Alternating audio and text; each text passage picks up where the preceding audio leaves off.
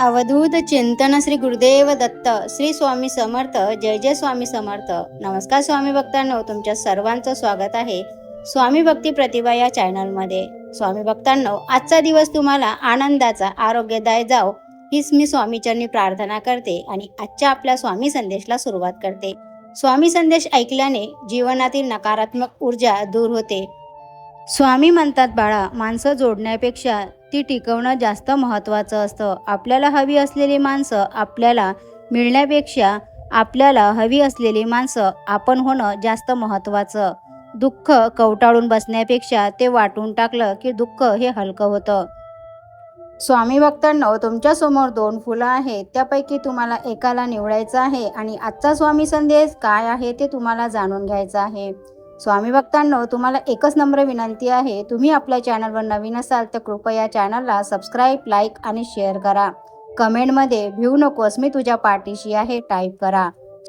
स्वामींच्या आशीर्वादाने तुमच्या सर्वांच्या सर्व चांगल्या इच्छा स्वामी महाराज नक्कीच पूर्ण करतील.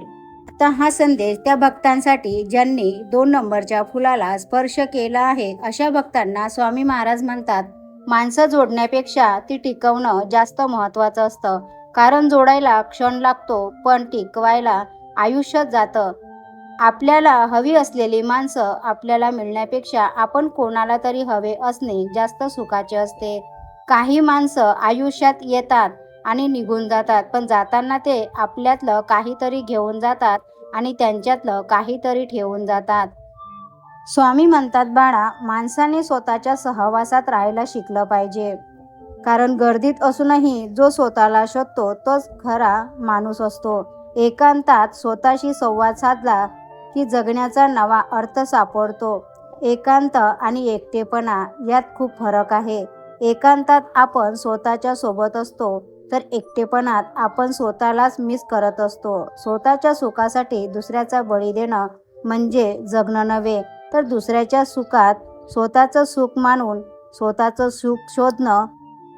आयुष्यात जर आपल्याला प्रत्येक गोष्ट मिळाली तर जगण्याचं ओढ उरत नाही. काही उणीवच माणसाला जगण्याचं बळ देते. परिस्थिती बदलता येत नसेल तर मनस्थिती बदला, आयुष्य आपोआप सुखी व आनंदी होईल. जगणं हे सोपं नसतं, ते सोपं आपल्याला करावं लागतं, कधी दुर्लक्ष करून तर कधी सहन करून. आयुष्य रडून घालवण्यापेक्षा हसून जगा. अनेक जण अपयशाच्या भीतीने सुरुवातच करत नाहीत, पण लक्षात ठेवा, जो पडतो तोच पुन्हा उभा राहण्याची जिद्द बाळगू शकतो. नशिबाच्या जोरावर मिळणारी गोष्ट टिकत नाही, पण कष्टाच्या जोरावर मिळालेली गोष्ट कोणीच हिरावू शकत नाही. आयुष्यात कष्ट केल्याशिवाय पर्यायही नाही. कोणतीही गोष्ट कष्टाशिवाय मिळत नाही. स्वामी म्हणतात, जग तुमच्याबद्दल काय विचार करते त्यापेक्षा तुम्ही स्वतःबद्दल काय विचार करता ते जास्त महत्त्वाचं आहे. जेव्हा लोक तुमच्यावर हसतील तेव्हा समजून जा की तुम्ही काहीतरी वेगळं करताय. ज्यांच्यावर हे जग हसलंय त्याच लोकांनी इतिहास घडवलाय. वेळ कोणासाठी थांबत नाही, ती वाया घालवू नका. पाण्याचा थेंब जेव्हा दगडावर सतत पडत असतो तेव्हा तो कठीण दगडालाही छिद्र पाडतो. तेच सातत्य तुमच्या कामात ठेवा. नकारात्मक विचारांना आयुष्यातून डिलीट करा.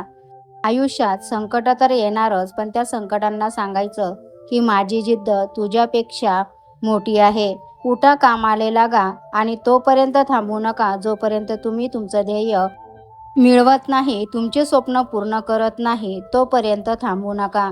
नदीला पूर आला की कचरा वाहून जातो, पण जे खडक असतात ते पाणी झेलून तेथेच ठाम उभे राहतात. तुम्हाला कचरा व्हायचं की खडक ते तुमचं तुम्ही ठरवा. आयुष्यात संकट येणार, संकटाला न घाबरता स्वामींचे नामस्मरण करून पुढे चालत राहा. संकट आपोआप दूर होतील. तुमचा विश्वास असेल तर भिऊ नकोस, मी तुझ्या पाठीशी आहे टाईप करून व्हिडिओला लाईक करा. आता हा संदेश त्या भक्तांसाठी ज्यांनी 1 नंबरच्या फुलाला स्पर्श केला आहे. कुणा वाचून कुणाचे काहीच अडत नाही. हे जरी खरं असलं तरीही कोण कधी उपयोगी पडेल हे पण सांगता येत नाही. कारण वेळ, परिस्थिती एकसारखी कधीच राहत नाही. कोणाच्याही बोलण्यावरून किंवा सांगण्यावरून माणसाची किंमत ठरवू नका. माणसं ओळखताना स्वतःचा अनुभव वापरा, म्हणजे चांगली माणसं दुरावणार नाहीत, चांगली माणसं दूर जाणार नाहीत. कोणी माझं वाईट करतंय हे ज्याचं त्याचं कर्म, आणि मी कोणाचं वाईट करणार नाही हा माझा धर्म आहे. नशीब आकाशातून पडत नाही किंवा जमिनीतून उगवत नाही. नशीब आपोआप निर्माण होत नाही, तर केवळ माणूस प्रत्यक्षात स्वतःचे नशीब स्वतःच घडवत असतो. नशिबात असेल तसं घडेल ही गोष्ट खरी नसून आपण जे करू त्याप्रमाणे आपलं नशीब घडेल हीच गोष्ट खरी आहे. जात्याचा खालचा दगड स्थिर असतो आणि वरचा दगड फिरणारा असतो.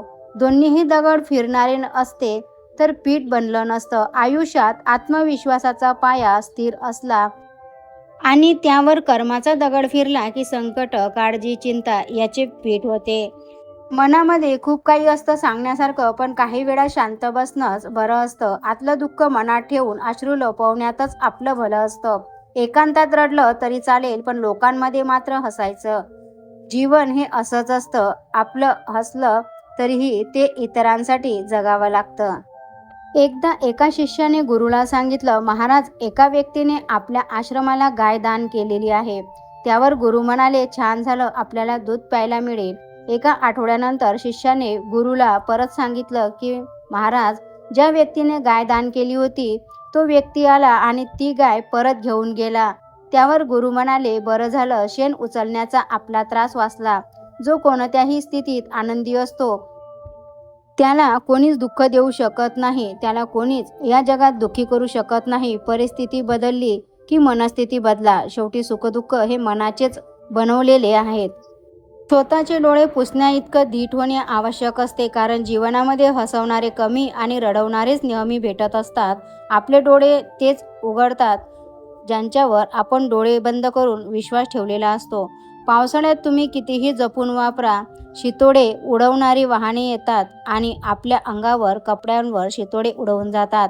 आयुष्याचंही असंच असतं. तुम्ही कितीही सरळ, सुस्पष्ट, प्रामाणिकपणे वागा, शितोडे उडवणारे लोक येतात, शितोडे उडवतात, निघून जातात. पण त्यामुळे आपण आपला संयम ढळू देऊ नये. आपण नेहमी सकारात्मक विचार करायचे. आयुष्यात फार थोडी माणसे तुमच्यासाठी काही विशेष असा आशीर्वाद घेऊन येतात. बाकीचे सगळे तुमच्यासाठी आणि तुम्ही शिकावे म्हणून खूप सारे धडेच घेऊन येतात. परंतु दोन्हीही प्रकारची माणसं आपल्या आयुष्यात येणं खूप गरजेचं असतं. आशीर्वादामुळे जीवन सुखाचे होते आणि जी मंडळी, जी माणसं आपल्याला धडा शिकवतात ती आपल्याला अनुभवाने श्रीमंत करतात. त्यामुळे दोघांचाही आदर करा. कोण कसं वागलंय, हा असा वागतोय, तो तसा वागतोय, हा असं बोललेला आहे, त्याने विश्वासघात केला आहे, हे सगळं सोडून द्या. कारण तुम्ही जास्त विचार करणार तर त्रास तुम्ही स्वतःच करून घेसाल. कोण कसं वागलं या विचारात स्वतःलाच त्रास करून घेण्यापेक्षा आपण पुढे कसं वागायचं याचा विचार करा. आपण कुठे चुकलो याचा अभ्यास करा.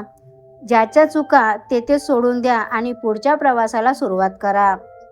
बोलून दाखवायचं नाही, बस लक्षात ठेवायचं कोण आपल्याशी कसं वागतंय. कारण बोलून वाईट होण्यापेक्षा शांत राहणे केव्हाही चांगलं. कारण लोक खोटं बोलून माणसे जिंकतात आणि आपण खरं बोलून सगळ्यांपासून दूर राहतो. श्री स्वामी समर्थ. विचार आवडल्यास चॅनलला सबस्क्राईब, लाईक आणि शेअर करा.